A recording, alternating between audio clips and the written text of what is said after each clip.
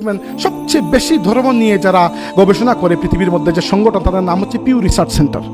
তাদের গবেষণার আলোকে যে পৃথিবীর সাধারণ জনগণের মধ্যে ধার্মিক মানুষের সংখ্যা যারা সবচেয়ে এগিয়ে যে দেশে, এর মধ্যে বাংলাদেশ একটি।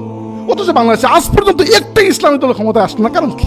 মানে আমরা প্রচন্ড ইসলাম প্রিয়, অথচ ভোট দেওয়ার সময় প্রচন্ড সেকুলার। কাহিনী কি? এটা বাংলাদেশের মানুষের দোষ নয়, এটা হচ্ছে বাংলাদেশের ইসলামী রাজনীতি যারা করেন এরা আমাদের কাছে নতুন কিছু প্রেজেন্ট করতে পারেন নাই। তারা বলতেছেন আওয়ামী লীগ এটা করে, এটা করে, এটা করে দোষ, বিএনপি এটা করে, এটা করে মাইনাস। তুমি কি করতেছো বাবা? তুমি নতুন কি দিবা? ধরেন বিএনপি বলে, বিএনপির রাজনীতি মূলত হচ্ছে তারা উন্নয়নের কথা বলে যে আমি উন্নয়ন করবো।